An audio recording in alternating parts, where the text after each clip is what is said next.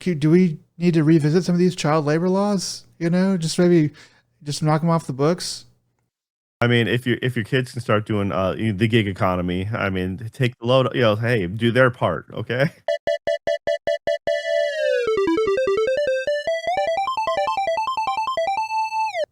Hello and welcome to another Dead Pixel, where a podcast about video games, anime, entertainment, life, a little bit everything in between. I'm your host, as always, Joe, and with me, the gentleman who's going to teach you how to make the best IPA. Nick, how you doing, Nick? Doing pretty good. Yeah, you've got to make sure that you throw, just take a handful of hops, and then another handful of hops, and just throw it in the water, and then take another handful and throw it in the water, and then do that until the whole container is full, mostly of hops and some water, and then sprinkle a few more on top, and then close the lid, and then set your alarm for 3 months, and there you go. It's perfect. Oh man, that please don't do that. It's such a good tragedy of hops. Have you actually had a chance to make beer at all ever? No, I know some people who have, but I've never done it myself. I've looked into it a little bit. It doesn't seem like it's all that tough to just like get something to like really actually make anything, but it's a science project that I just have not embarked on yet. Yeah, when we were in Korea, we were illegally making beer because you weren't actually allowed to make them. Okay. But you could buy all the ingredients and get it sent straight to your place. But we just bought like the equivalent of a pre-made kit. Like just add water and yeast and sugar and let it go. So, and what we did was we found out that it was it was just as cheap to buy their cheap beer or to make our own. We just had to wait a month and go through the effort, but the quality level was so much better. And then this is like 2010 or something like that, 2012, around that time frame in Korea. And the microbrew scene hadn't really popped off there yet. So it was just really funny because you couldn't really find really good beer. You'd have to buy imported. And at the time they had Cass and Height, and I think OB was on the way out, Oriental Brewing, which was like the old classic. But man, those beers are bad, but cheap. And goes hand in hand. Yeah, we literally, it was just like a giant coffee tin. You pop the top and pour it in like the 5-gallon tub, add a bunch of water, and so to the point where we started getting familiarized with it. So like, let's try out different brands of water, like just bottled water, see if that makes a difference. And then of course you just sprinkle in the yeast, close the lid, and watch it bubble for the month. And it's just funny because we're like, all right, I really hope I cleaned that well enough and there's not going to be bacteria growth in there in the wrong kind of way. And for the most part, we had only one failure. My buddy was like, yeah, I really should have maybe not been drinking before I endeavored on that project. Oh, you're not supposed to drink while you make the beer. He's like, I didn't clean it as good as I should have. And it'll be all right. He's like, about 3 weeks into it, I'm like, that is some growth that needs to be thrown away. So we lost that batch. But other than that, we would take turns essentially. When mine was ready, we had to go through the effort of buying enough bottled beer. And so we had bottles to reuse. Yeah. And I know it's a tough job. Poor yeah, you. Exactly. Commitment. And then we end up, we did our own little assembly line, which was really funny because it's like the closest thing we had to bathtub gin, because we had bottles, washed and cleaned in the bathtub, moving it to like, sterilizing them as we went through, then, filling, putting sugar, filling, and then capping them. And then we let it sit for like another month. So it was like 2 months later. So while that happened, while mine was bottled, then my buddy would make his batch. And then essentially my bottles were ready to drink. His were ready to be bottled. And so we'd bottle his up, and then we just alternate.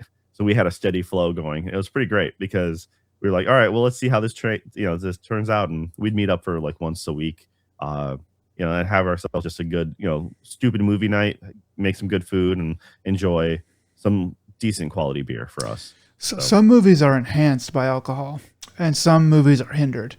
Usually, if it's a dumbish movie that's like a 6 out of 10, it's going to be really helped by a little bit to a lot bit of alcohol, beer, or whatever you're into. But yeah, Yeah, the right kind of comedy goes a lot better when you are half in the bag. yeah, Or if you're watching a certain kind of movie, quickly look up the drinking game for it, and mm, that way you can focus on maybe the drinking game and not so much the movie, because some movies are just that bad. yeah. If Uh, you're seeing a movie with your in-laws, it might be a good time to look up the drinking game so you can have a side mission there.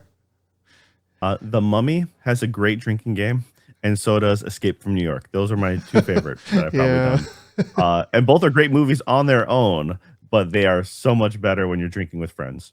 That's all I got to say about that. But drink responsibly. Uh, this is indeed. brought to you by ADP. Okay. But all right, let's go on to what we've been playing. We talked a little bit about it the other week, I believe, but yeah, we're gonna go a little bit more into Tokon, right? Yeah, so what So is it? Marvel's Tokon Fighting Souls. I think that's the full title. It came out earlier this month. I haven't had a chance to play as much as I would have liked to. I think I've played like 5 or 6 hours.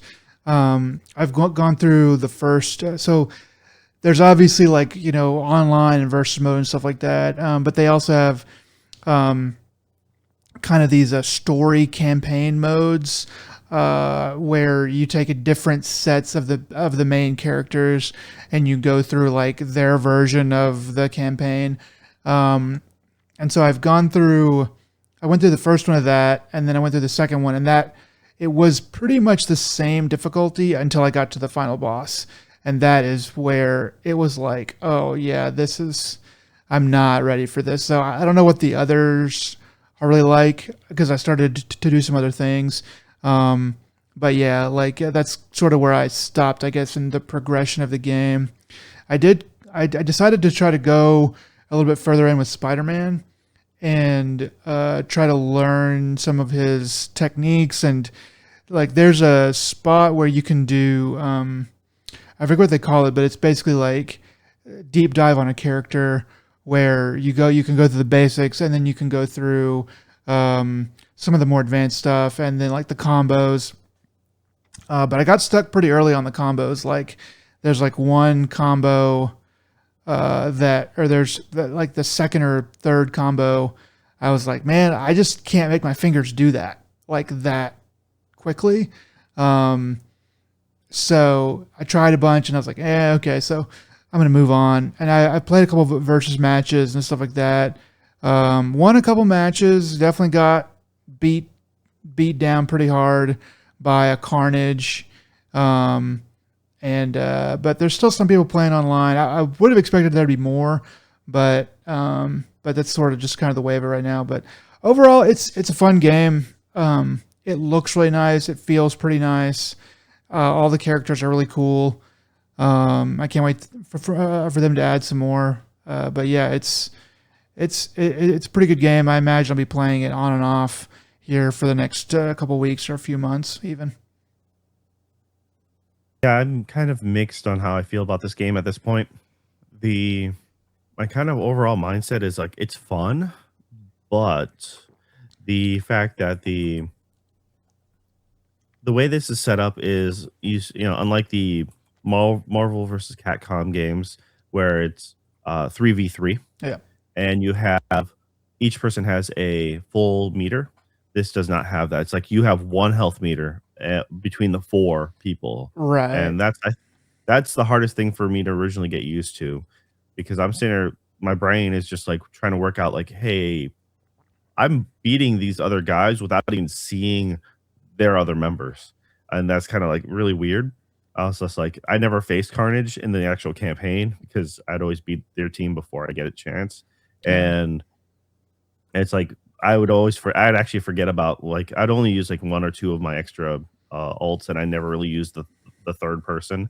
It's like I just end up, unless if it's the team special, I'm like, all right, I just realized that, like, maybe it's one too many people, and it's not enough time to be able to play it, but at the same time, it's a quicker game, so I think it's a party game between you and your friends. I think it does make it a little easier in that respect, where it's like, hey, you're not spending the entire time getting because especially if you're I don't know, if you're not that good of a fighting game and you're like, well, I don't want, to spend all this time juggling back and forth. Like you're going to win because you're better than me, but I'd rather not prolong that suffering too long. And Mm. also, if you have a good button mashing run, you can still come out ahead, kind of.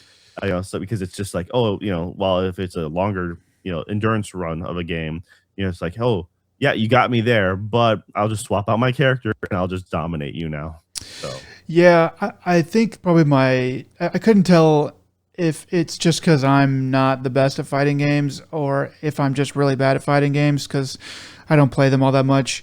But the feeling I got is that it is very hard to have a back and forth match. It seems to me like whoever gets the upper hand on the first third of the health bar is pretty much guaranteed to win. It's not exactly like that. I watched a couple pro matches too, and I mean, there seemed to be a little bit more back and forth, at least over the course of like multiple like rounds, like first to three on like three different games. Um, but like for my experience, like if I got the upper hand on somebody, or they got the upper hand on me, it was pretty much over. Almost, I mean, like almost every time. Um, that and like it's very hard to interrupt.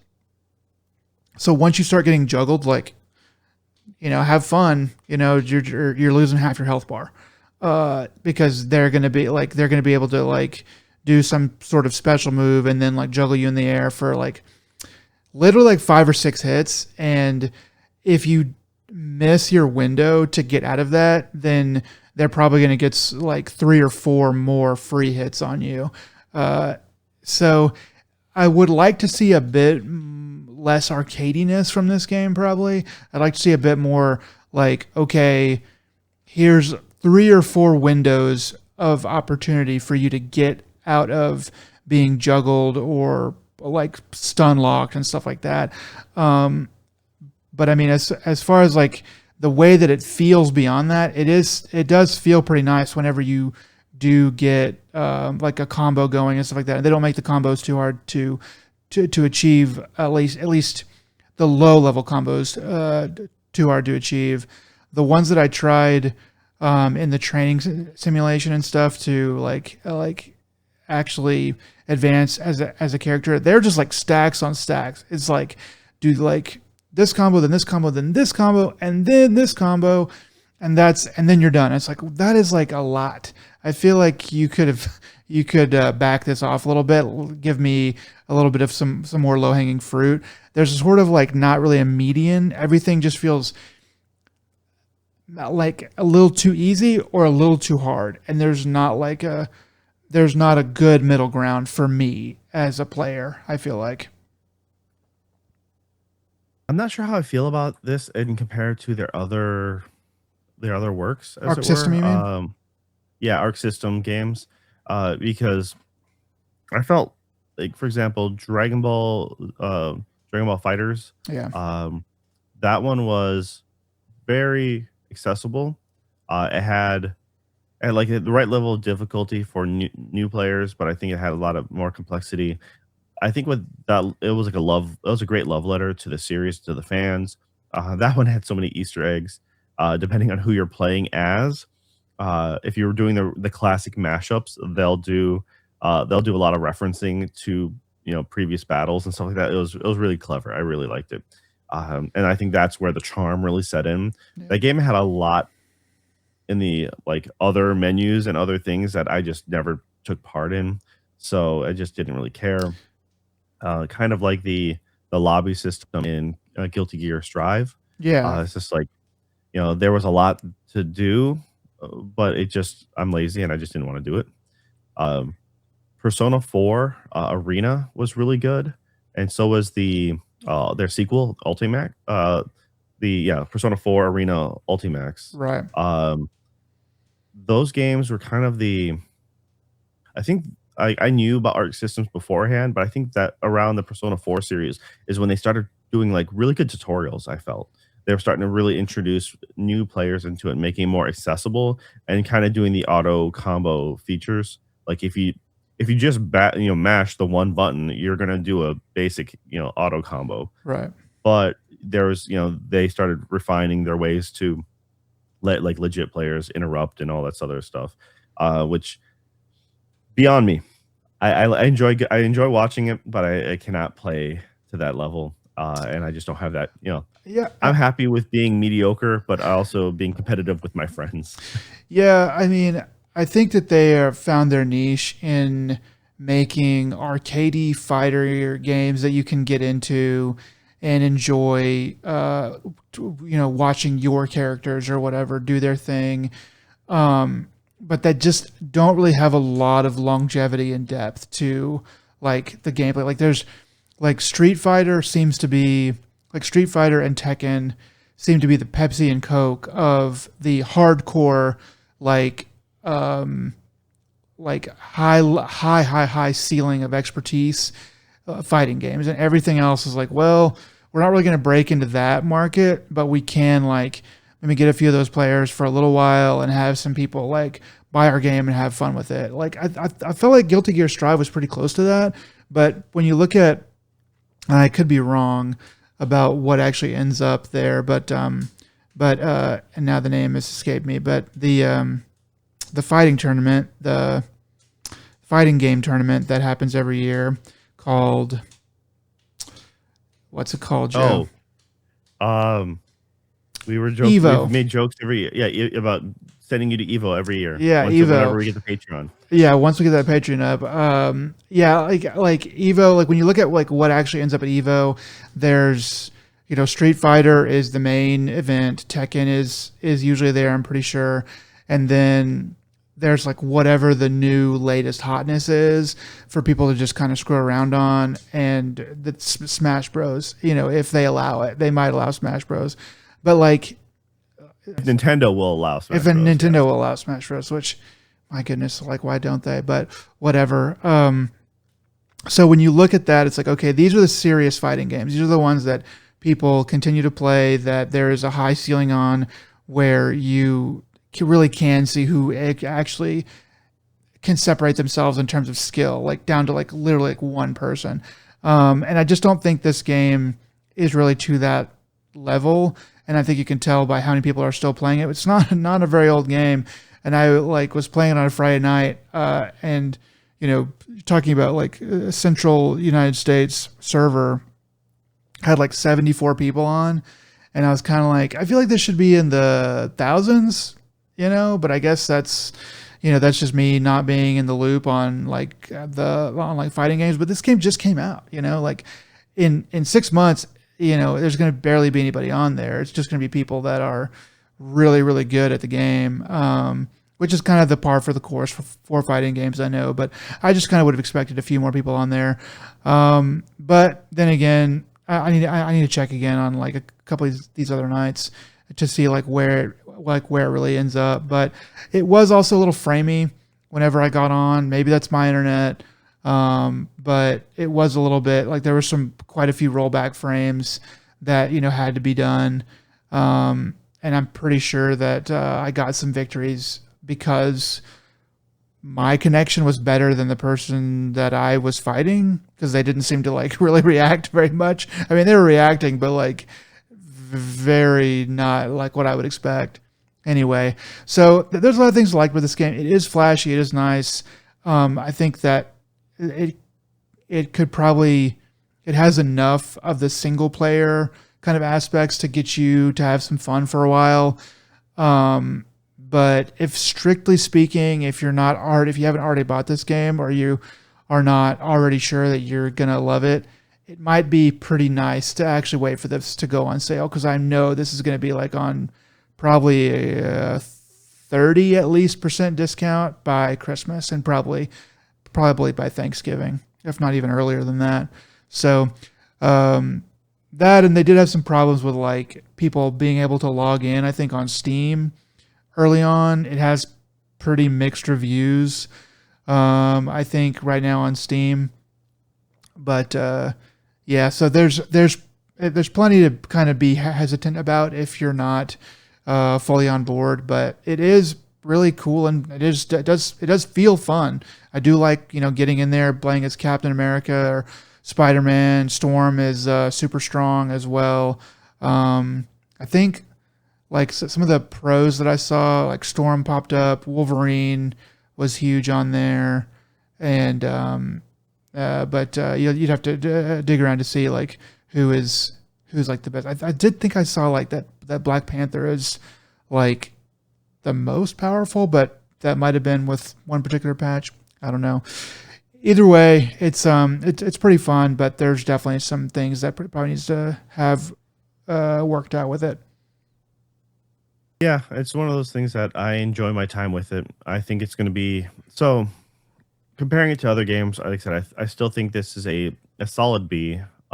Essentially, it's just like Yeah, it's a fun game. I enjoy playing it, but at the same time, it doesn't have the hooks to make it. So it'd be like my regular. I'm gonna try to like get good at this essentially. Though I will bust this out for when friends come over and stuff like that. I'm like, hey, check this out. You'll have fun with it. And but I also felt like that way with Dragon Ball, fighters. yeah, So that's kind of the idea with that was like, hey, but if you're an anime nerd and you're like, let's do this, and then I'll mash up my characters with them depending on like, okay, you're gonna pick if you're picking Cell, then I'm picking Gohan or something like that, yeah. just to be fun and have them have the fun, the decent interactions or something like that. Oh, you're Frieza, so I'm going to use Krillin and try to use a Destructo Disc or something like that. It's kind of the way that goes.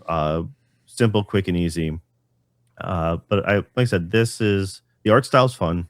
I just kind of wish there was something more to it. I guess it's the story. The main story is half of it's cut and paste.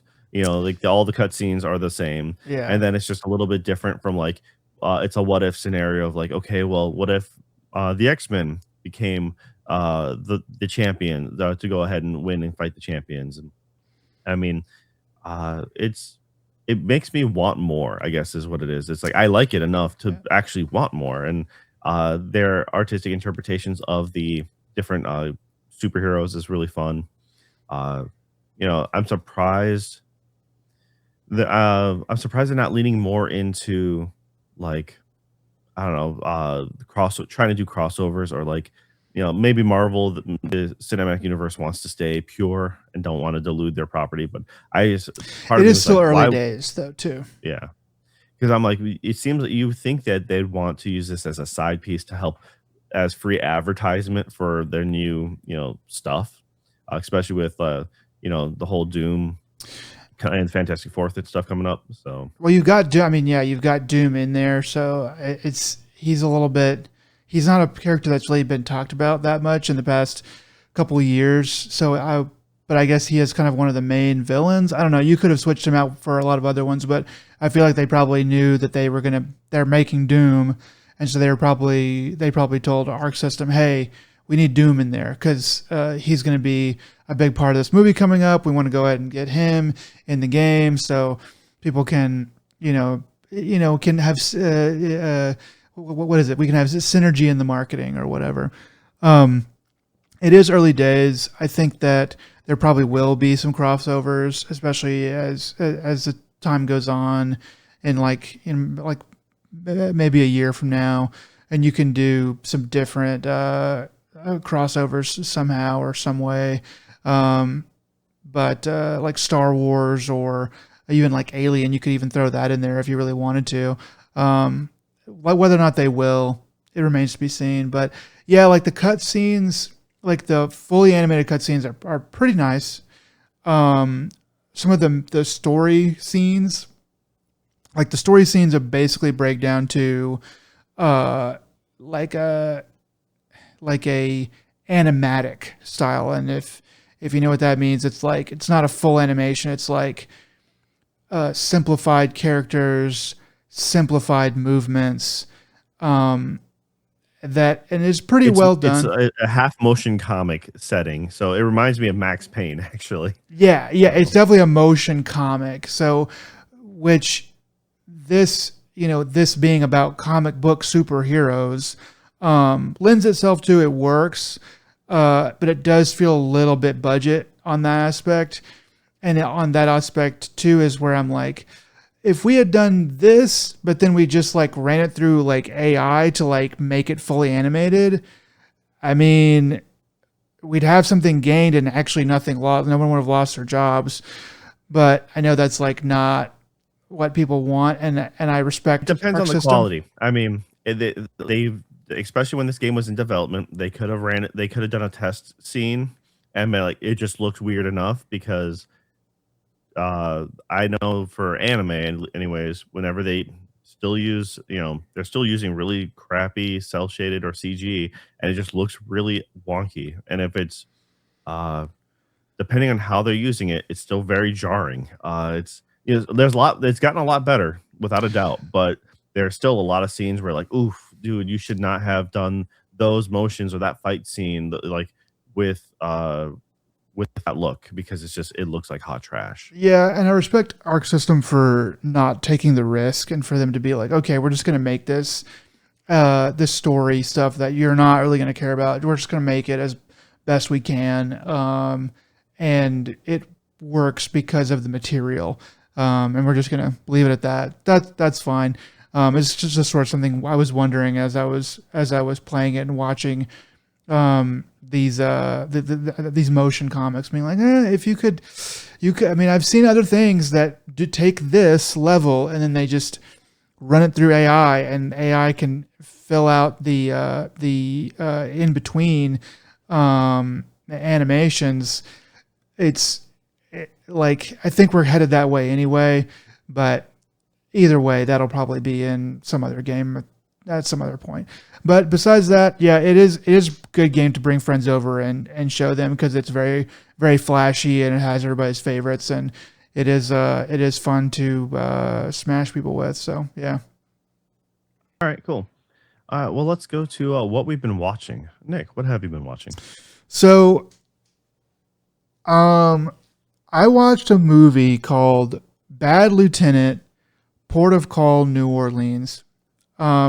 This movie came out in 2009 and stars Nick Cage and Eva Mendes, and also has Val Kilmer in there as well.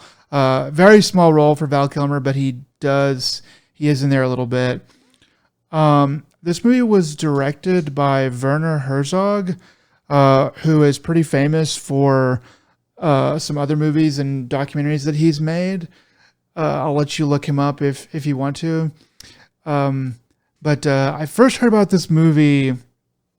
I think I probably saw trailers for it and just didn't really care about it back when it came out.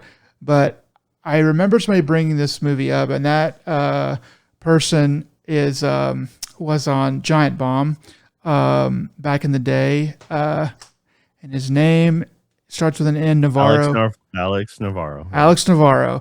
He brought this movie up on a podcast and said he was gonna watch it and they were gonna talk about it. And I never got to follow up on what they actually did on it, but he sold the movie very well to me, and it's just kind of stuck in my head for years. And I finally found it and decided to carve out some time and watch it.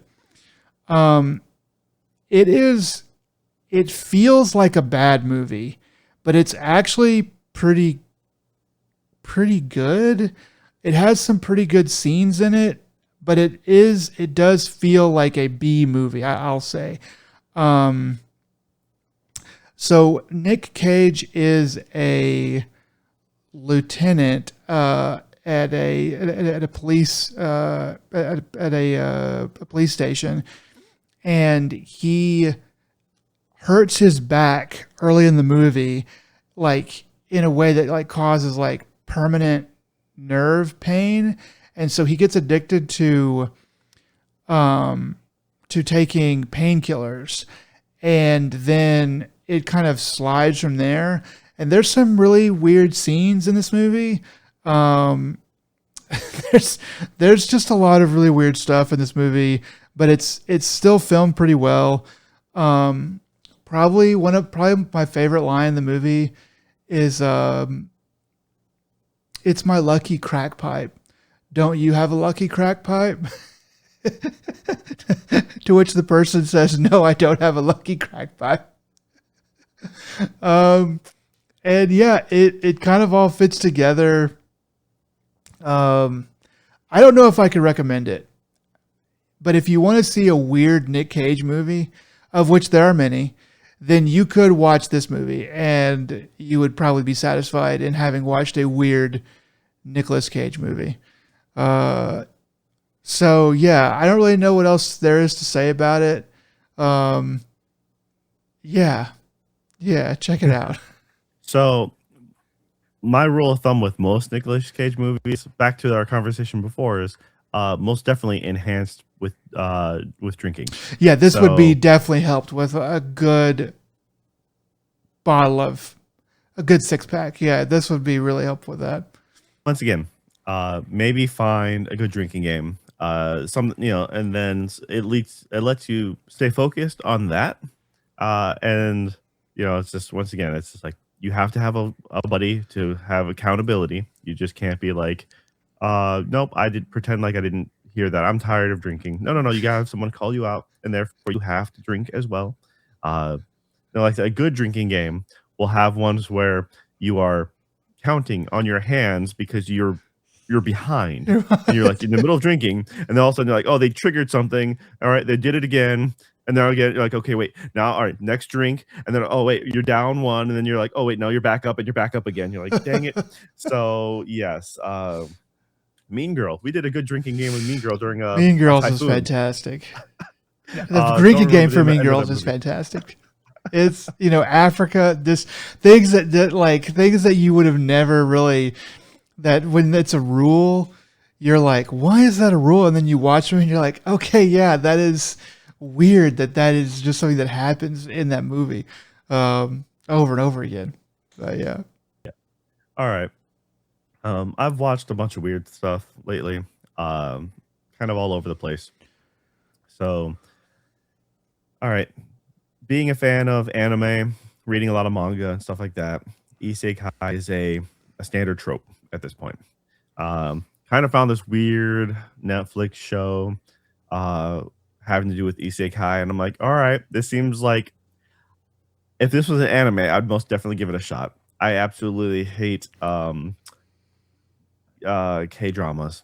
I just loathe them. But I'm like, all right, let's give this a shot. And this is called Bon Appetit, Your Majesty. The concept is there's a modern chef. She just won a major cooking show award, kind of like was it um the old Iron Chef, Okay. but like for France. So she wins her, and then with that she gets to be the chef at a new restaurant, and she gets a 3-star Michelin restaurant. That's how they do the job interview, I guess. Is if you win the competition, you get to work at be a chef there, and she gets like I forget like 100K or something like that. So she gets a lot of money. She goes. The idea is on her flight back. There's an eclipse. Also, she has this old book her dad asked her to bring from France from like a different professor. And between the book and possibly the eclipse or something like that, while in air in this airplane, she gets isekai'd into this other world. My joke right off the bat was, oh, it's lost. Okay, so in the end, no one's going to really know what happens to her. She's probably dead. All right. But she winds up in like I think it was the Joseon period. But anyways, she way a long time ago, she's in a feudal, Korea essentially. And she's most noted, the era is most noted for a tyrant ruler who is also who's a big foodie, I guess. But here she is in modern attire, and she sees this king as he's on the hunt, and she's like, "Oh, this guy's cosplaying." All right, and he's really like, "I have no cell signal," and all this stuff. At one point, she tries to defend herself with a stun gun. I'm like, what airline will just let passengers carry a Mm. stun gun in there? I'm like, it just irritated me like to no end. There's a bunch of stuff that just irritates me to no end. I'm like, they're flying in the airplane and the eclipse is happening, and the pilot's like, well, if you look out the side, you'll see the eclipse. Yeah, as you all burn your retinas out of your skull. But it's just, but we needed a reason for everyone to look to the side. So the passenger next to this chef knocks his coffee over, and instead of having her highly important book in her bag, like in the overhead, she has it, of course, next, like in the seat behind, right in front of her, and that way the coffee spills on it. She has to run to the bathroom. That way, when she gets isekai, she gets to be alone in the bathroom because Perfect timing. presumably when everything comes back, she'll just be like a mess in the toilet or something like that. So, yeah, it's it's kind of a funny concept. I absolutely hate Korean drama acting. It's just no good. I like if this was an anime, I could swallow that pill a whole lot easier. It is a fun concept if you want to look at food and stuff like that, and watch things be made with gochujang, the Korean like hot paste, which is staple in almost everything. It's delicious. Yeah, for sure. But once again, it's just like the food versus the content, like how much content you have to get through. I'm like, it's okay. Enhanced with drinking. So but at the same time, it's safe enough for me to watch in front of my kids. So I'm like, yeah, all right, this is fine. I would probably prefer this in any other format though. Like radio drama would probably be even better. I mean, I'm just not a big fan of the acting. Yeah. Well, so that's this came out last year, by the way. So okay. Well, Joe, I'm glad you're getting in touch with your roots finally. I've lived there. I've been there, done that. I've had a good time. Doesn't matter until you watch the K dramas. Oh man, I absolutely hate K drama and I hate K-pop as a whole. I have more tolerance for K-pop than I used to. That's for sure. But I still overall am not amused with K-pop. But it is fun to watch my kids try to sing and dance. And so I'm okay with that. But yeah, once again, it's just like, man, this show, I'm not sure what it's really, apparently on Rotten Tomatoes, they gave it an 80. And the fan rating, which I'm not sure how many fans are actually voted on this, but it's a 95%. So I think by those metrics alone, I think this warrants Nick going through a binge watch of this. All right, so next week, report back. No, I don't think so. I've turned on a couple K dramas on Netflix or whatever, because some of them have pretty interesting premises, or they just have like an interesting looking cover, and I'm like, and then I get in there and I'm like, yeah, nah, I'm not doing this. But Squid Game's the only one that's actually stuck with me, I guess, in terms of like, I wouldn't even really call that a K drama. I don't want to think of it that way, but yeah, I don't know. It sounds like something that I would not choose to watch. But if you persist, it was a fun premise. And I'm like, yeah, I'll let you know. I mean, I gotta watch a handful more episodes to give it a shot. But the first episode was just maddening. Like if this was a feature-length movie, I would not enjoy the rest of the movie because of the few stumbling blocks that were so glaring. Like once again, how do you have a stun gun or like a taser on an airplane? Yeah, they're gonna catch that. They're gonna catch just a little bit, right? Just a little bit. But yeah. Anyways, all right. So, let's see. I finally finished. I finished a little while ago. But Dragon Strikers. Mm-hmm. It was we watched the first episode as a early premiere back in ASEN, back last May, and they dropped all 11 episodes a little while ago, a few months back. It was available on Hulu and Disney Plus. I mentioned before, like the story was okay, but the world building was more interesting. Like the art was really good. The background, how they don't explain anything to you, but just like the concept of making you wonder, like, well, how does this society function, or how does these structures work? like they're just there, and it's you don't need everything explained to you, but it is fascinating and it's very unique. Uh, Having finished season one, they do the sin of ending it with a bad cliffhanger. Like, I'm like, okay, I'm like, well, I really hope they've been approved for season two. And I quickly looked it up, and yeah, sure enough, season two is in production, supposed to be released early 2027. So I'm like, that's good because yeah, the way you ended it is not very good at all.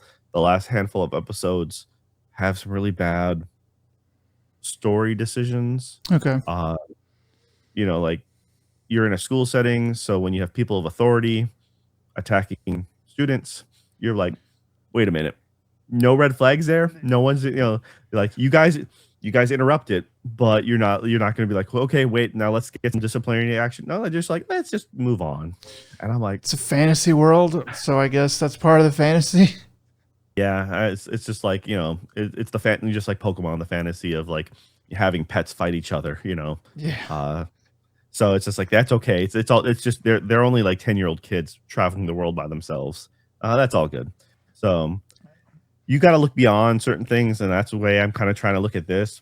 But once again, the overall story is fun, but the pacing is just not quite there. I really hope there's a lot of potential for season two to be really good. Season one is just okay. Um, I enjoyed my time with it, but at the same time, it's just like it wasn't what I'd call like great. I'd just say it's like, Okay. but if you have it on, it's a fun watch. Um, it keeps you interested, but there is a pretty hefty cliffhanger, so you're not going to be able to.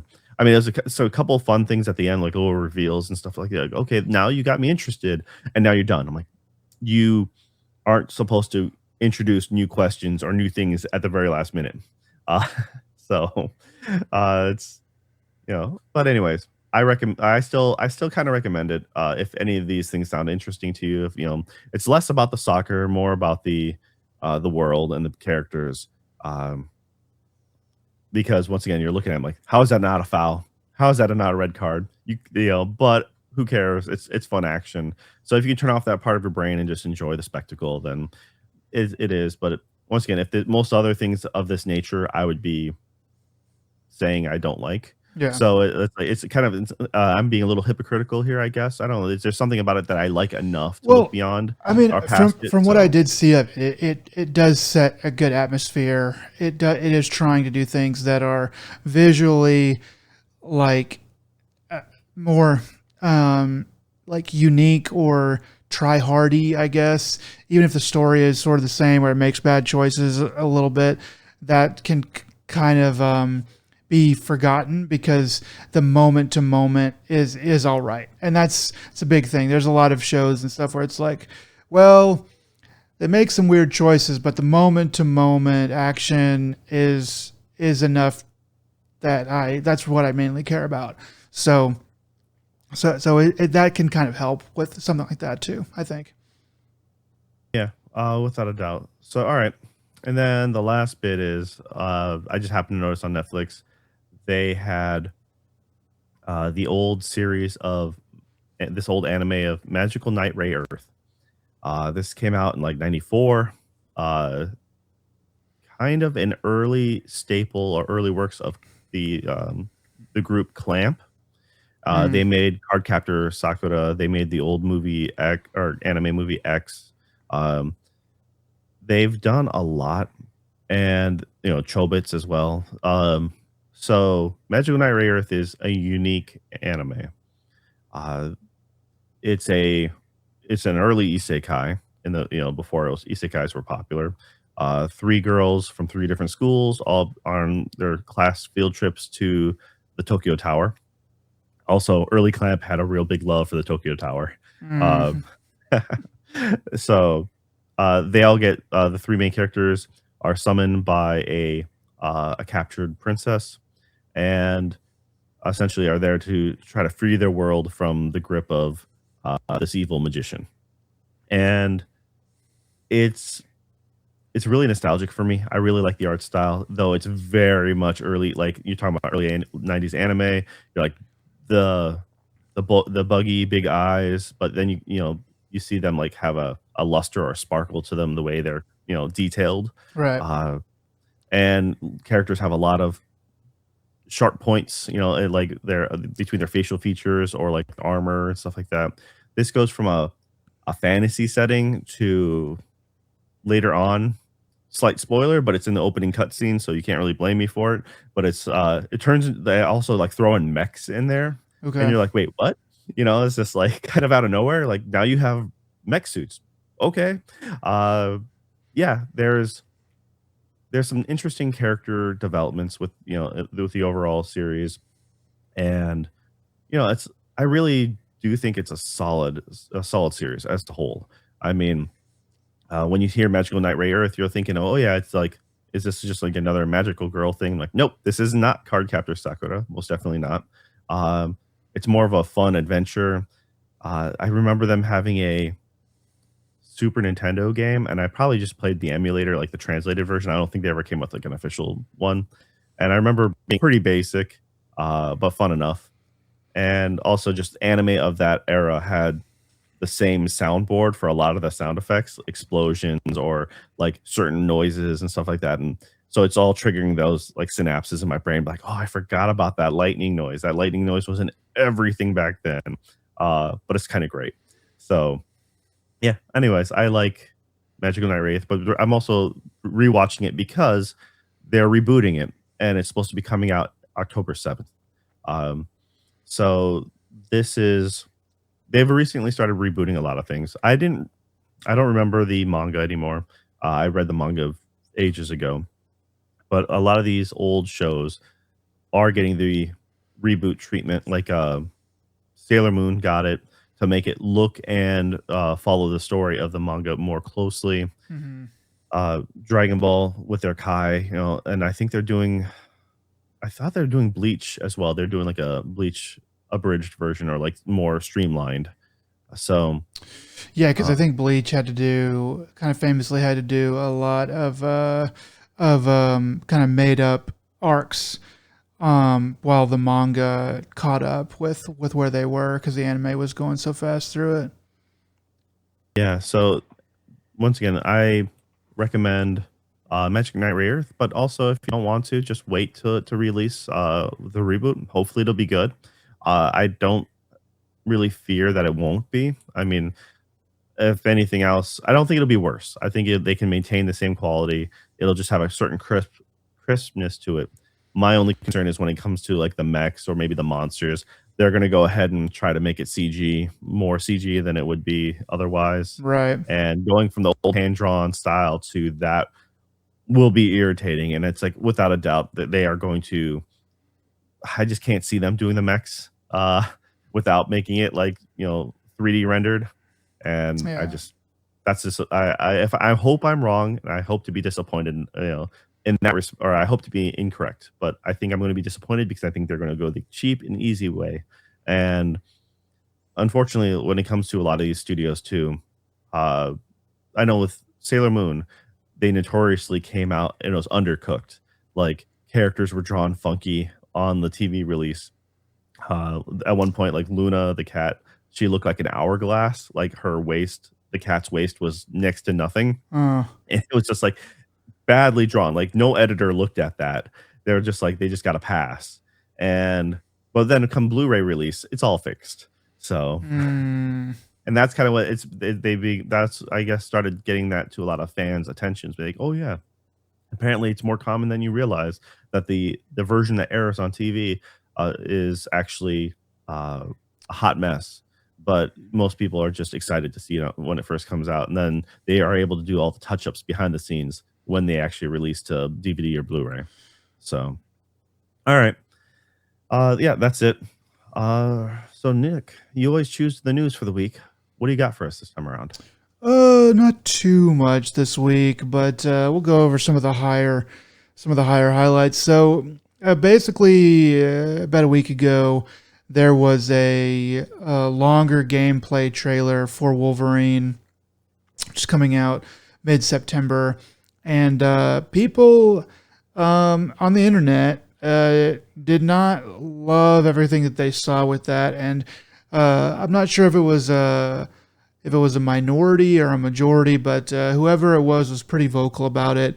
People were talking about how they didn't like the copy paste kind of gameplay design, that basically everything that we're seeing in the game in the trailer is stuff that we've seen before in these kind of games, namely Spider-Man. And there's one particular scene where Wolverine has to. It's like a I don't know what you would call it, like a follow mission where you have to follow a suspect, and there's like you have to follow their scent trail, but because you can't smell a video game, at least you're not supposed to be able to smell a video game. They use like a red vapor trail kind of coming from the person, and people were like, okay, that's kind of dumb and kind of kiddie. And then also like that same one, people were mad because that seemed to be like rubber banding. Like you couldn't really fail it. You couldn't really, but also if you did too well, then the character could just run. Then the other character you're following could just run faster. And so people have kind of nitpicked it with things like that. Some people have also said like that this Wolverine looks like the lowest testosterone version of the Wolverines that we've had. And I think that is like, I mean, technically correct. Like when you look at the other Wolverines from the movies or the comics, yeah, this guy is like maybe not quite like the like roughest and gruffest one of the bunch.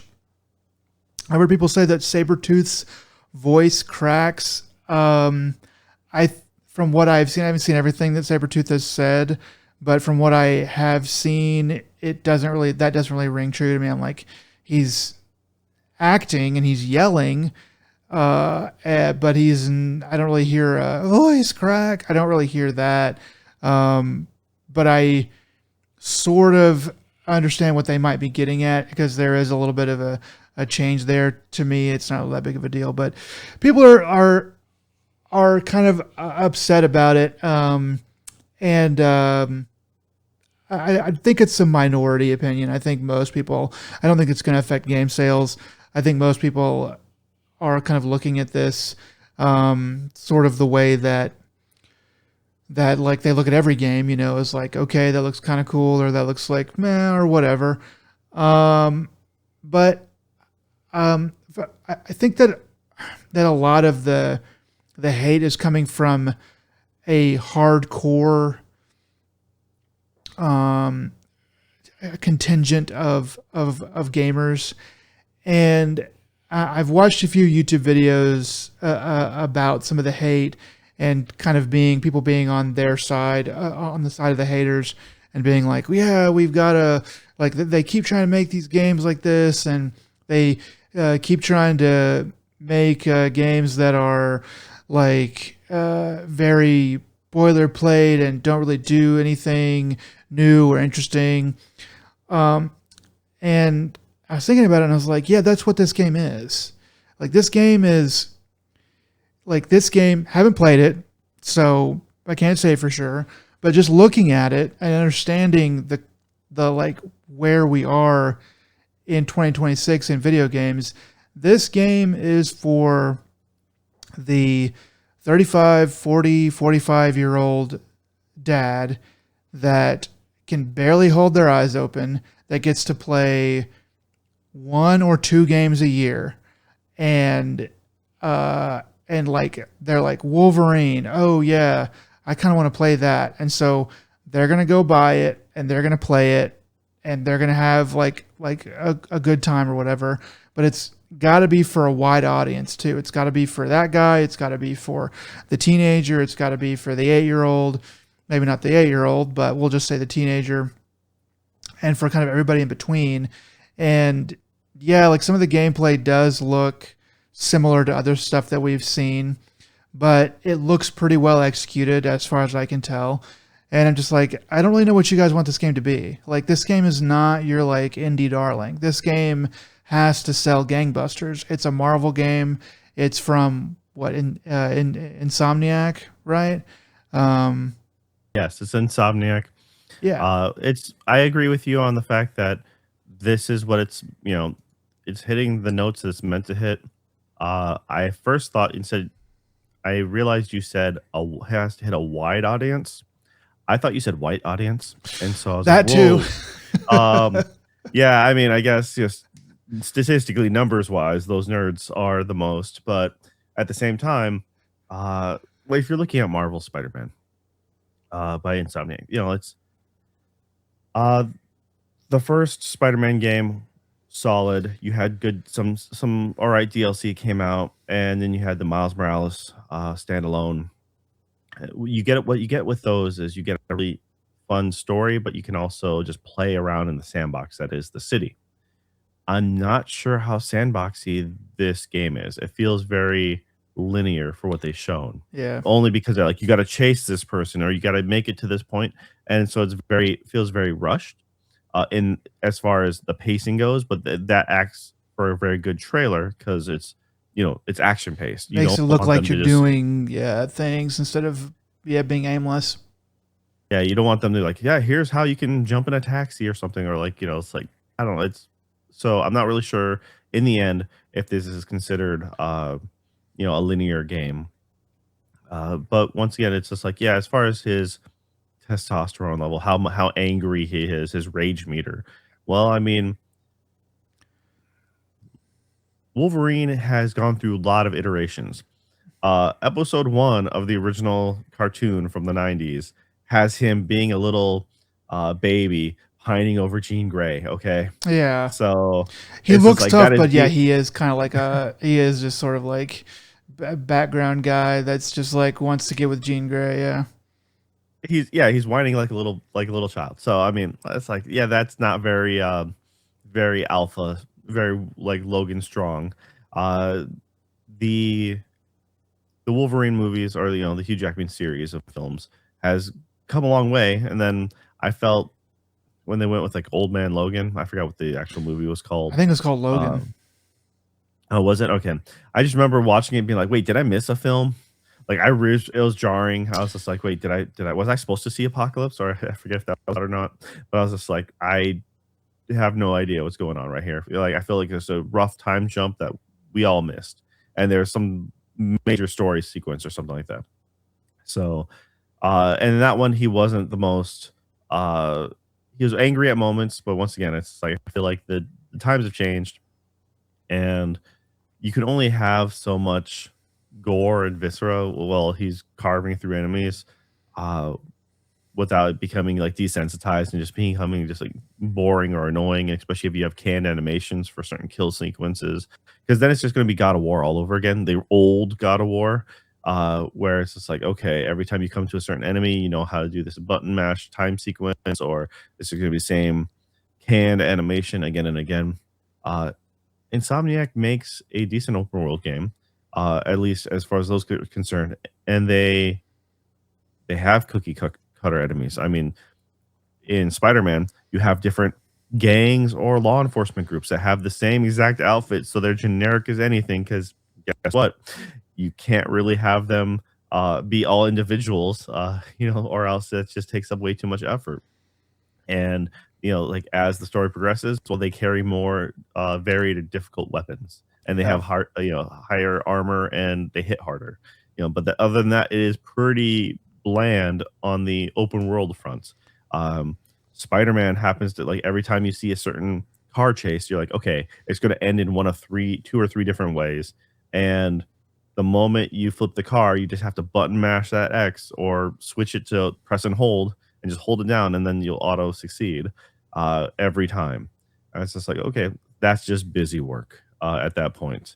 The stories are where it really clicks, and that's why you play the game. You play the game to see what happens to, um, Peter Parker and his family, his friends. How Miles develops as a hero, stuff like that. That is what you're there for. You get the good vibes, and I think Insomniac has garnered enough trust Hmm. where you should be at least be able to be like, "Hey, let's see what you got." We'll see in the end if it, cashes out, but But I I mean, think the story will be solid.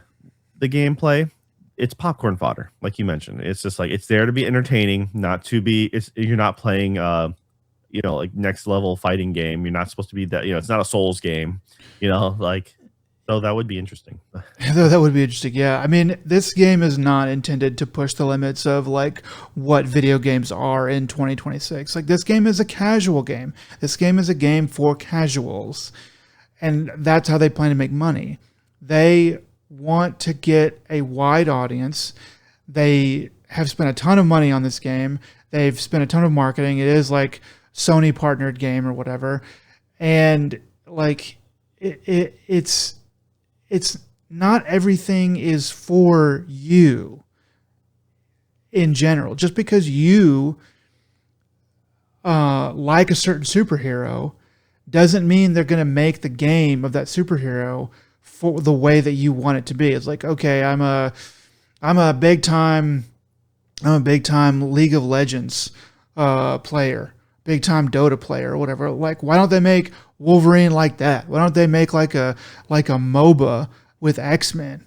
It's like, well, that's kind of a cool idea, but like it might work for you and the 10 other people who want that, but they can't do that. Like these games like Marvel, your comic books, your Star Wars, these are like mainstream things now. And I'm sorry that that happened, but that's what happened. Like that's why we have all these games, because they're mainstream, because they'll make a ton of money. But because of that, they also become very casual, whereas like you as a gamer may not be that way. And I don't know. I just think that it's probably just part of the cycle. It's just people rebelling against what they're supposed to like or whatever their expectations were. But it just gets on my nerve because I don't think that, like, whenever I saw this game, I was like, okay, it looks about like what I thought it was going to be. And people, it's just baffling to me that people don't understand that. But that's just me, I guess. Now I can't stop thinking about the fact that if they made an X-Men Souls like game, and then you'd be having enemies like the Blob and stuff like that, or Toad, Like bosses and stuff like that. That might be kind of cool yeah. with like Magneto as like the final boss for the first I mean, game, and then you Apocalypse could for the you second can game or do something. yeah. I mean, you got stuff like you got great characters like Omega Red and stuff like that. We're supposed to be in this new one with Insomniac coming up. You have a lot like the Juggernaut.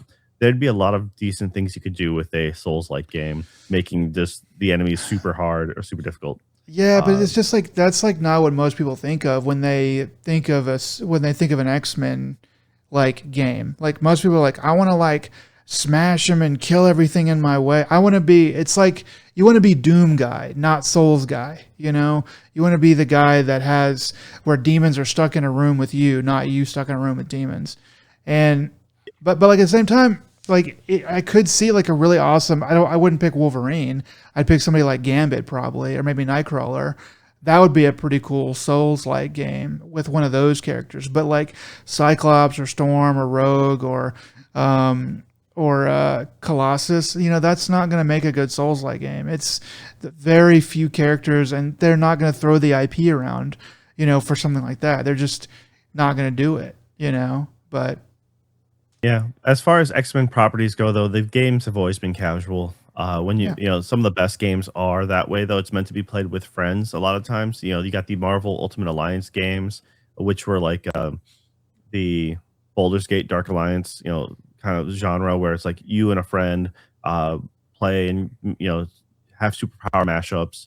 You can use Cyclops off of Wolverine's claws to then split his beam into multiple ways to do an AOE attack.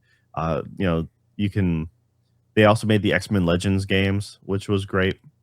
Like I said, those games are all like PS2 um, Prime couch co-op, and but once again, very casual, but still, button mashing fun. Nothing too serious. Had a story just good enough to keep you engaged, and so I think this is going to be a much more visual spectacle, which is going to be great. I automatically just think it's going to be it has to be better than the last Wolverine game. You know, it's like based off that was it Ravensoft, Okay. the I one didn't they remember made. that. Yeah, so it was based off of the one with Hugh Jackman, and then Deadpool, the first one with Deadpool, where Okay. they did Deadpool dirty. Like Yeah. they made him, they sealed his mouth and all that stuff, and the fans hated it. So that game that followed that movie was great, mostly because of the fact that it was also, rated M for mature. Uh, the region, like he would get Logan would get shot up to to heck, and then you could see his like ribs, and then he'd regenerate on the spot, kind of deal. Hmm. Very bloody and gory for the Xbox 360 times, and I think this follows those footsteps, but also at the same time, like I said, enemies being cookie cutter or whatever, that's par for the course. I mean, that's why you have uh, said gang or military agency, because like, oh, that's why they all have helmets on. Yeah. That way you don't have to draw faces, facial expressions. That's why it's generally like, oh, if you're a main character in any video game, you can't wear a helmet, because the moment the moment you do, you're done. That's Marcus Phoenix and all the main crew. They always are like fair faced. You can see And their except for face, that yeah. So you can Yep. recognize, and that's been a big Except for thing. Master Chief. But then Master Chief is like the only Spartan in town for most of the time. So Yeah, you know. there's exceptions, and like you can be the one guy, but you're protected by the plot needing you to survive because you're the main guy. But yeah, Yep.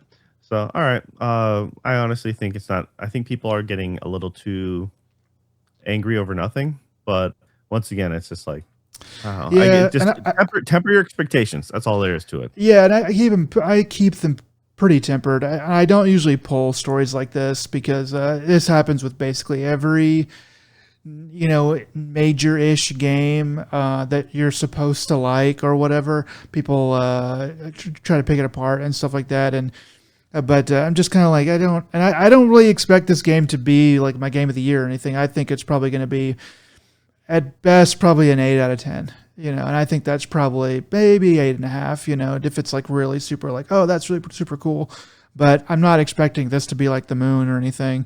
So it just irritates me because like I think that people either they know better or they're just that stupid, and I don't know. So yeah. Yeah, I'm kind of curious about Jean Grey cosplaying as Jesse Faden from Control in this game. Okay. So she looks like she has the same wardrobe. Yeah, And it does look pretty similar. Yeah. all right, well, let's go on to the next news beat. What do you got for us? All right, so this is something that's been popping off kind of all week. GTA 6 leaks. So people keep saying that this is not like the leaks from 2022, which I vaguely remember. This is something to be, I guess people are thinking is somewhat more substantial in some ways.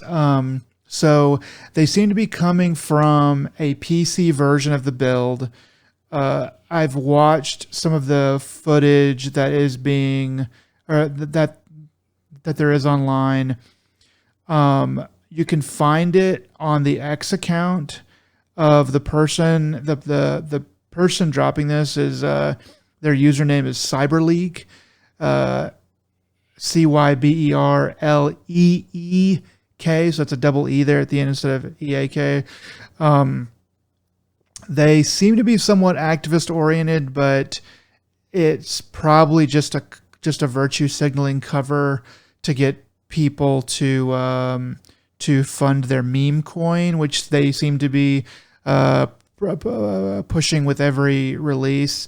I don't know that for sure, but that's kind of what I was thinking. And then I saw somebody else kind of say it, and I think we've come to sort of the same conclusion on that one. So basically, I'll get into some of the footage stuff first.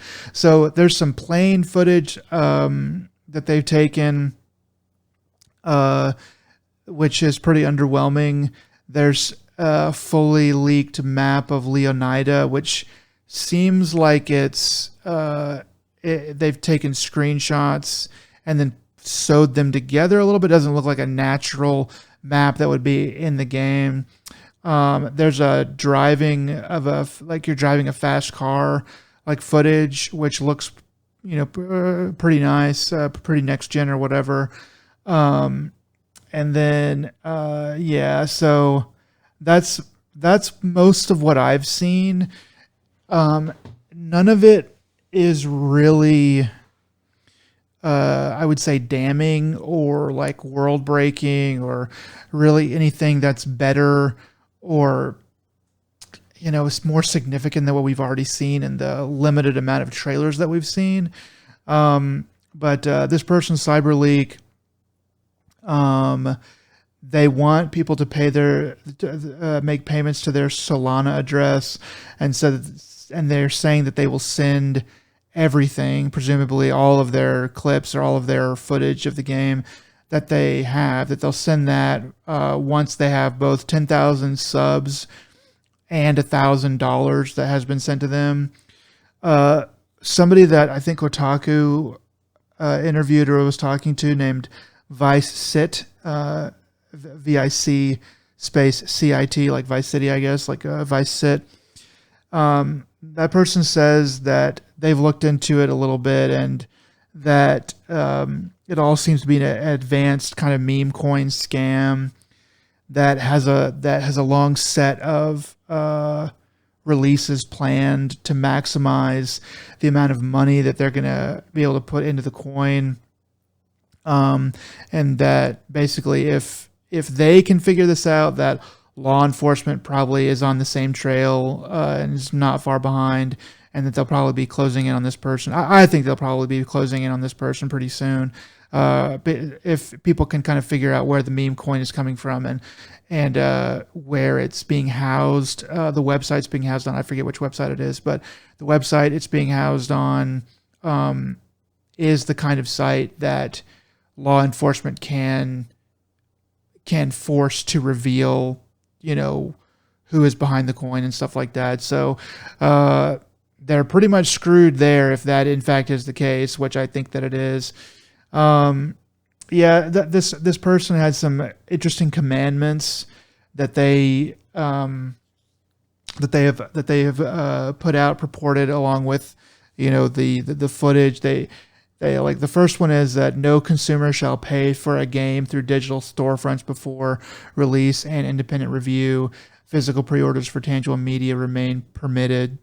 The other one is no fake single player DLC, which basically means that day one DLC, like when someone pays $70+ they bought the data. So you can't, like, they don't want people to like be able to, they don't want these game companies to have day one DLC where we've created all this stuff and we locked it behind a further paywall, even though it's all already made. But whether or not that's just virtue signaling is kind of up to you to decide. It seems like it might be something that they actually feel, but they're don't really care about that in the long run. They really just want to make money off of these leaks. And then I feel like that it's trying to use this as an excuse and be like, yeah, guys, we're on behalf of the people, and yeah. But it's not. It's just a cover. It's just a ruse. Don't buy. Well, both can be true. They can actually really believe this, but also just be using it as like, well, I can make myself look better. But if I post this stuff, when really, like, I don't really care about that. I mean, I care about it, but I don't really care about it. Yeah, it's like the thing is, though, in the end, it hurts the image of gamers, and it hurts us as a whole more than it does help us, because them doing this is not going to change the world. There's not no. After this is like, oh yes, you're absolutely right. We're going to go ahead and release a physical, and we're going to follow all your commandments, and everyone else in the gaming industry is going to follow suit. You were absolutely right. No, it's not. And what it does is it just, for those who are trying to fight for, game preservation and, digital ownership and stuff like that, this just makes gamers look petty and like it just hurts our overall image. And what good is this actually doing? Nothing. No, yeah, this. I mean, spoiler. if you read a little bit of what this guy, what this person, I should say, has said on Twitter and stuff, they don't seem like the brightest person in the world. I got to be honest. I, I, from what I can tell, 2K and Rockstar are trying their best to get this stuff taken down. They've issued DMCA takedowns for anything on YouTube. So it does seem legitimately like it is like a rampant leak. Things have been leaked, maybe not every day, but like every other couple days. Like so there's like new leaks. So this person seems to have a treasure trove, or at least several more things that they are preparing to leak. So yeah, I think that it seems to me like Rockstar is going to throw the book at this person as soon as they can get a hold of them. And I think that they're going to be very close to getting hold of this person very soon. Yeah, so it's just sort of it's a little bit different than what you normally see. Usually people will drop everything at once if they don't have some kind of weird plan or whatever. But this person seems to have some kind of plan to make money off of it. And I think that it's I'm curious though. I do want to know who this person is, and I am going to be following the story for whenever all that stuff comes out, because they're not getting away with this. I don't think. Yeah. I'm kind of curious to see if this will come out in a later update patch DLC of some sort of mission update. Have some sort of side story where it makes fun. You go out, you hunt them down, or do something like, yes, they stole our blah blah blah. And go, some DLC Rockstar, where you like beat this guy, like beat somebody named CYBERLEEK with a bat, and there's like really like just insane amount of viscera and stuff like that. I could see them doing that, yeah, or CYBERLEEK or something, just like very where you can tell, but it's not the same. Exactly, and then between that and they'll do something with what's that? Rocket Boy Studios. Rocket Boy with Leslie Benz, right? Yeah. Oh yeah, man, so. I think he's given himself enough punishment. But I could see a snide joke or something like that pop up in the game. Wouldn't surprise me. But there's only one other little aspect of this. They a guy named Matt Judge, Matthew quote Matt Judge, runs a channel called Dark Viper AU. He does a lot of GTA 5 and subsequently, I guess, GTA 6 content. They subpoenaed his Discord server.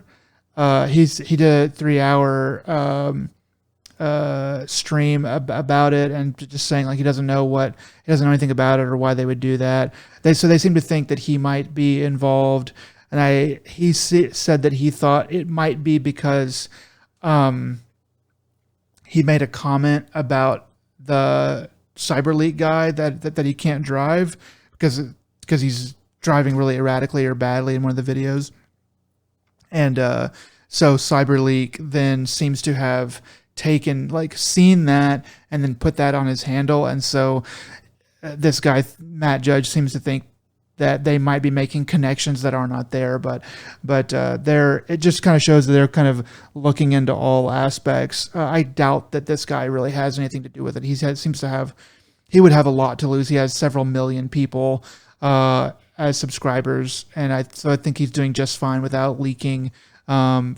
footage or doing anything illegal that would hinder his business. So I doubt he has anything to do with it, but we'll be watching the story closely as it continues. What else you got? Next up, just saw this from Game Informer. Horizon Hunters Gathering. So this is the live service, one of the live service games that Sony is working on. It seems like it's going to be revised a bit or looked into a bit more because it's recently received some poor playtest feedback. And I think that's probably wise.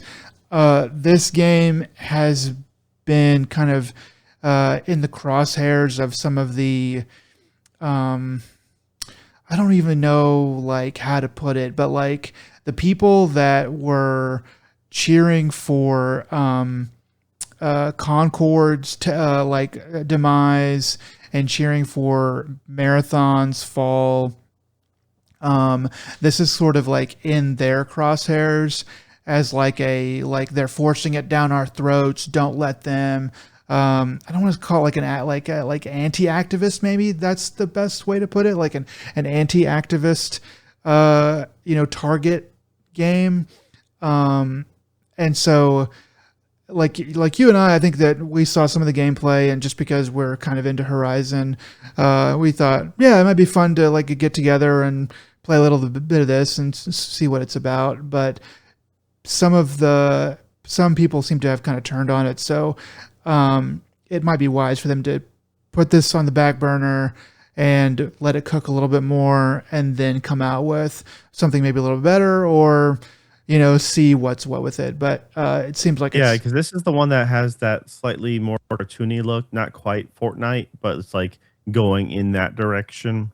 It's also kind of, it's been a strange thing that they've been trying to make Horizon a thing as an extended mascot universe, because they did the Lego, which was fun and fine.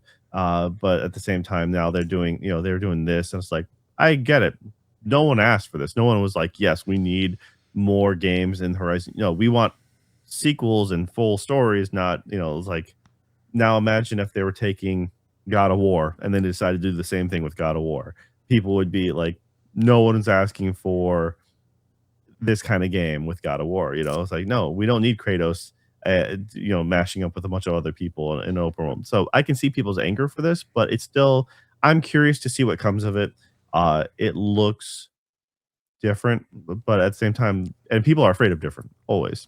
It looks different from Horizon, but the same. I think what people don't like is it looks like the same as like every other game that's just trying to like, extract money from you.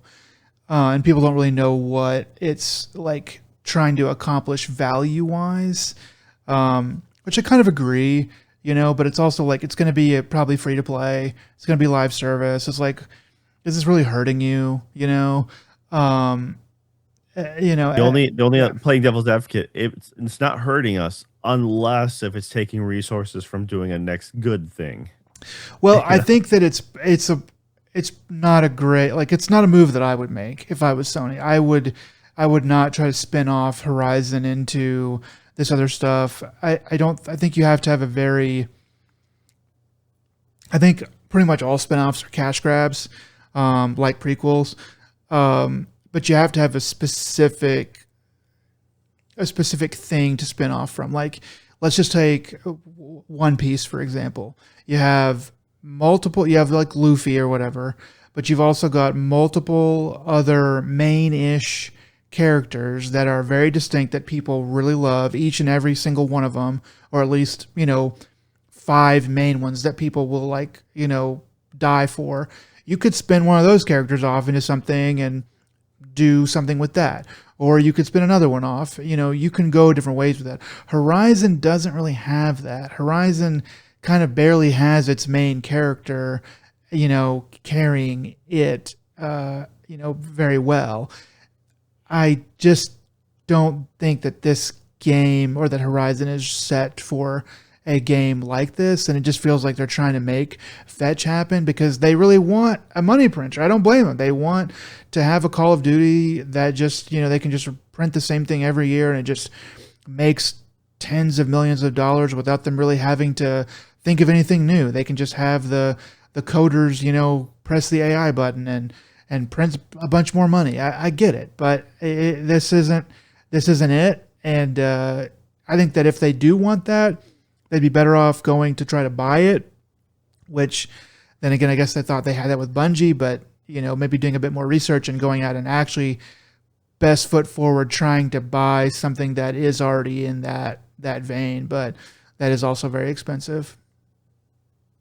I think the hardest part is when you're talking about the Sony fan base, they're more you buy a Sony PlayStation because you're into single player stories.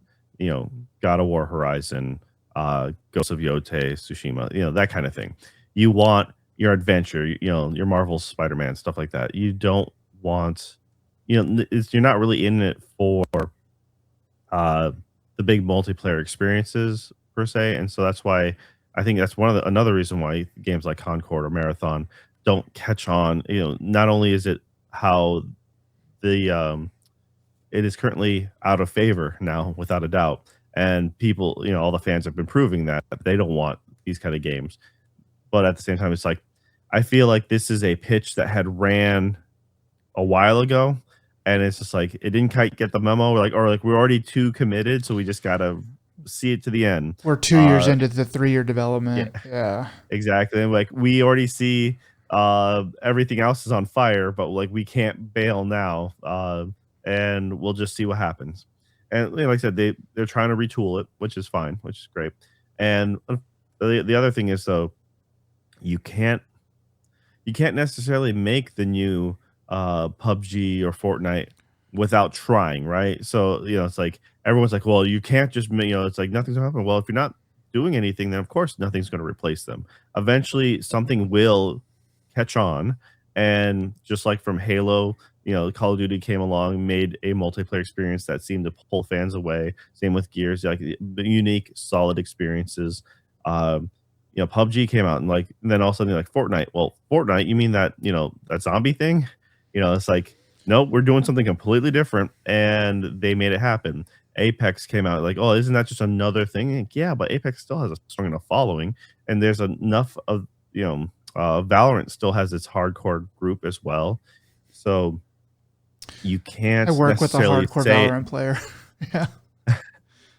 I have a couple younger family members. It's free to play, so it's like the entry level is low, and they like to stick with it. So, but that's the thing is, we knock it, uh, but with any luck, it's good. And it's in this case, it's meant to be looking more childish. It has the Fortnite, cartoony art style, and if it's for, it may not be for a older hardcore demographic, but if it catches on with the kids, then hey, unfortunately nowadays gaming is no longer going to be viable for children because they're going to be price pointed out of it. I mean, yeah, they better be able to get a job, if they're going to afford a $80 game, which is probably where we're going to land in the next 3 or 4 years. Yeah, I mean, I wonder how early can kids start working for food delivery and use their e-bikes to deliver Chinese food. I mean, are we sure? Do we need to revisit some of these child labor laws? Just maybe just knock them off the books. I mean, if your kids can start doing the gig economy, I mean, take the load. Hey, Look, do their part, okay? jobs are really safe now. I mean, if they can move some numbers around on a spreadsheet, really is that so different than a game that they already want to play? So, anyways, let's hope that fingers crossed, this Horizon Hunters Gathering, yeah, hopefully it's good.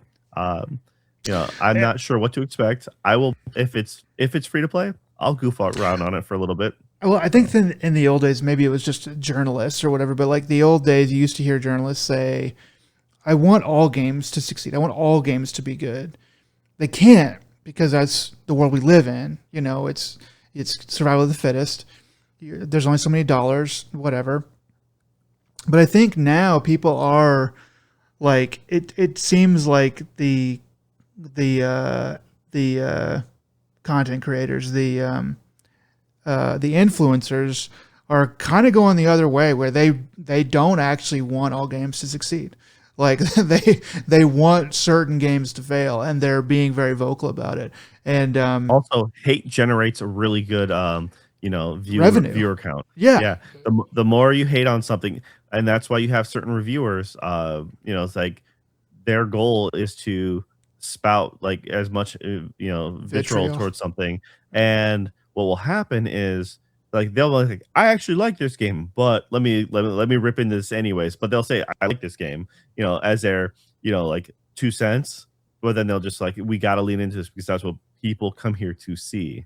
and like Zero Punctuation from the back when the Escapist days was always the one that came to mind, you know, because they would later on say in their videos, I'm pretty sure was like, you know, it's like how you want me to be like ripping things apart. So here we go.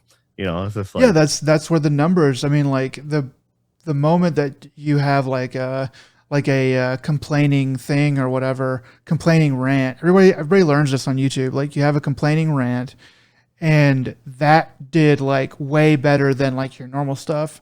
But you're like, okay, well maybe I'll do that every once in a while, or I'll, you know, or you do it again by accident. You're like, wow, this is like really popping off, and soon enough, like you're just doing black pill like complaining content, because like ranting content, because that's what catches people's attention. If you're like on YouTube with your like on the thumbnail with your mouth open and your eyes angry like that, then you're just like it just you just get more views and people get addicted to that cash. I don't blame them, but it is.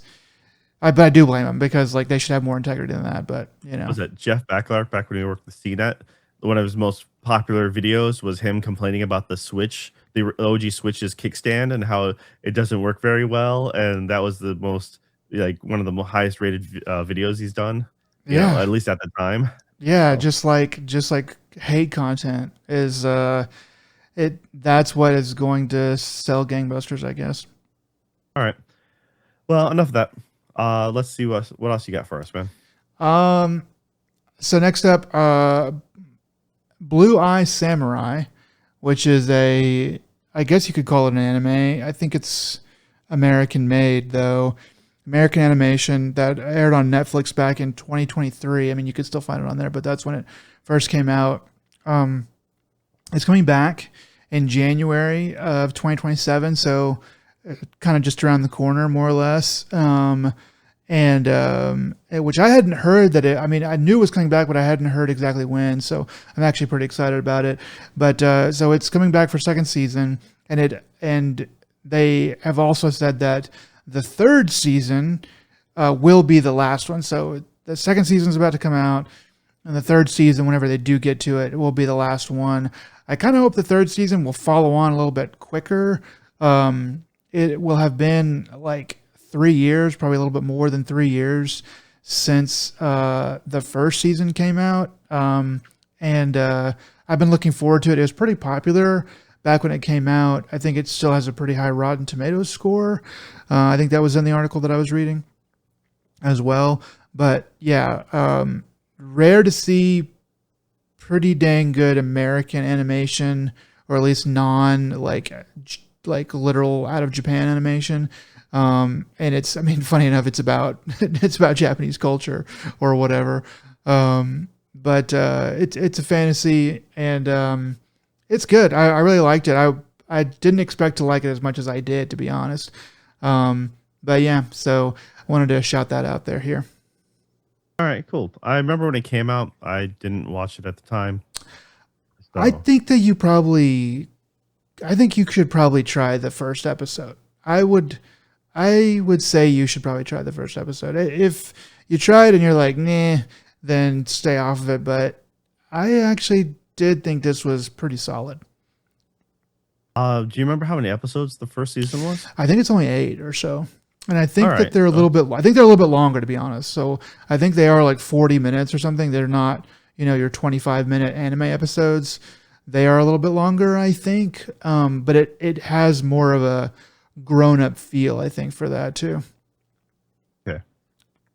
Well, what's the last bit of news you have for us? Last bit, this is just something I wanted to say. Avengers Doomsday is going to be 181 minutes. It's the longest Marvel movie ever. 3 hours. So there you go.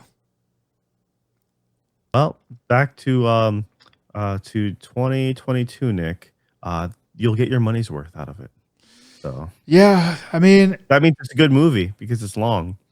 I wasn't all that excited about it. I'm still not excited about it. But come December, December 18th, I will probably go and see it. You pretty much have to watch Fantastic Four, though, right? I don't know if I started to watch that the other night, and I've got like 20 or 30 minutes into it. I don't hate it. I'm probably going to keep watching it whenever I just don't feel like watching anything else. And I do mean like I'm just kind of too tired to really focus on anything else. But yeah, I guess I'll watch that. I don't know. Like the Spider-Man has me encouraged a little bit. I know that they're not all that good, but I'm kind of like, well, maybe I could get back in and see what some of these superhero movies have been up to. Since I haven't really watched very many of them.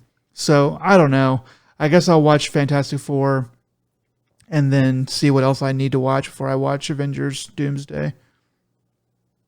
yeah. The only one I'm aware of is like it has to do with Fantastic Four, right? So it's the whole multiverse thing, so that makes the most sense. But yeah, all right. That is a long film. I mean, how long was the Odyssey that you just watched? I mean, that wasn't even 3 hours. That was 2 hours and 54 minutes. So this is beating it by like 7 or 8 minutes, something like that. Insane. All right. Well, yeah. I can say with certainty that I'm not going to go see it. So, yeah, I good will luck to you. spoil I'll the hear crap back. out of it on this podcast. You know what? Go right ahead. Do it, but you got to make sure you spoil it before it releases, okay, officially. So Yeah, yeah. do what you got to get in that early access, break your NDAs, whatever.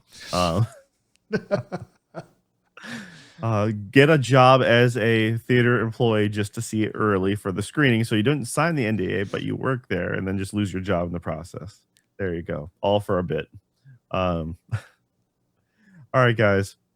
Well, we're now reaching the end. If you made it this far, we appreciate it. This has been ADP, episode 187. Nick, what are some words of wisdom you have for the people out there today? Always make sure that you bring your own napkins to the movie theater because you never know if they're going to run out. Okay. I've never had that problem, but I'll just trust you on that.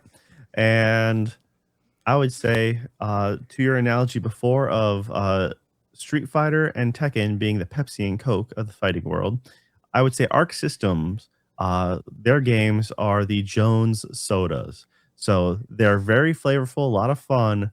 Maybe not what you want to drink every single day, but still a really good alternative. That's pretty good. All right. It's pretty accurate. All right, guys. Well, once again, this has been ADP. Until next time, y'all take it easy. Bye.